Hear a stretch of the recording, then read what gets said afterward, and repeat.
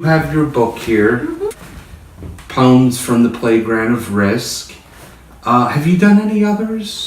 No. What's interesting for me, I find that after I did this, which I'll tell you a little bit about the story of this, I find that what I really love is like the engagement with people.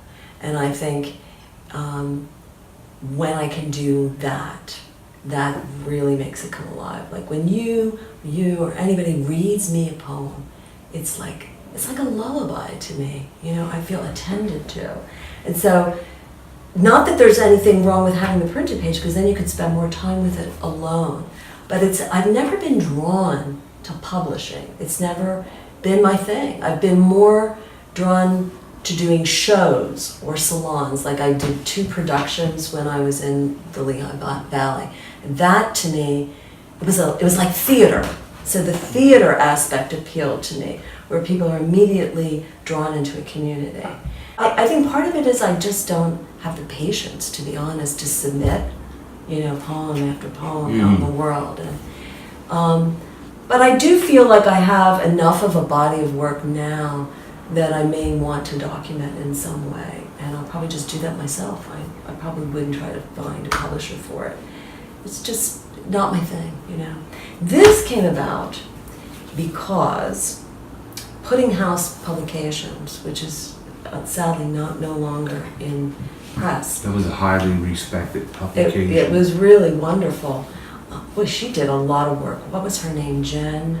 God, I can't remember. She ran the whole thing herself. She like kind of what's his name, like Mike Zornecki does with Foothills Publishing. Foothill. Yeah, he runs the whole operation.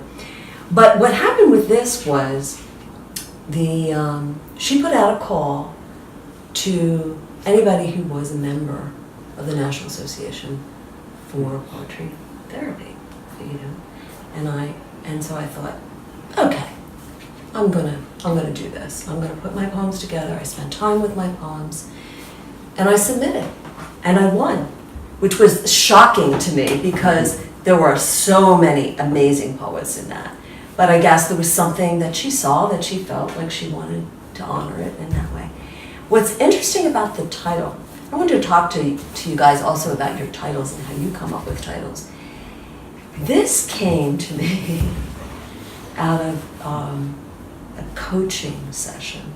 I was part of a group called the Artist Conference Network. Bill was part of that group as well, in which we coached each other to develop visions and goals for our creative work. And it was not just poets and writers, it was screenwriters and painters and musicians. And so one day I had a stand. I took a stand because I was going on about, well, I can't do this, I can't do, I was like complaining about why I can't get something done in poetry or whatever. And so I arrived at a stand that I was going to be the poem from the Playground of Risk, because it was playful, but it was risk. And so the stand really had to do about putting myself out there as a poet in the world and not being afraid to do that, not being worried or thinking that I wasn't, like, that I didn't have caliber, I guess is what I was saying. And so when it came to submit, I thought, that's what this is about. That's what this process is about. And I just love the title. I think it's just a wonderful title. I'm not so crazy about the engraving.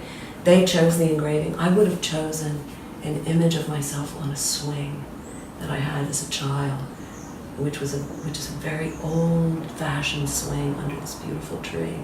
But they wanted to go with this because she thought it would be, I don't know, more important to have an engraving on it. Anyway, so that's how this came to be. Political social satire. It's called Mid-Afternoon at a Cancun Resort. 8 Brazilians in half-clad bikinis and Speedos dive in the pool, cold water drooling over their young, luscious bodies. Resort staff, clad in cherry and white uniforms, drag guests into a half-committed conga line. An agouti slips through the perimeter of the property. Hidden among the hedges, snout of rat, body of unhelmeted armadillo, graceful prance of pony, it hears the point and shoot of pocket cameras. Click, click, click. Wandering vendors weave around sunbathers sleeping off a margarita fest of bongo billies. Massage? You feel good with massage? Book? You need book? A young woman lifts a braided, headed mannequin head. It's jammed on a slender piece of driftwood. Looks like a stand-in for Bo Derek from that 70s movie, 10. She nods in my direction. You like? I give you a good price. You look pretty. Head entertainer Enrique draws on his cigarette, squints into the sun, hungover from partying with the tourists from Poland. Each breath, each inhalation, a precious moment to himself.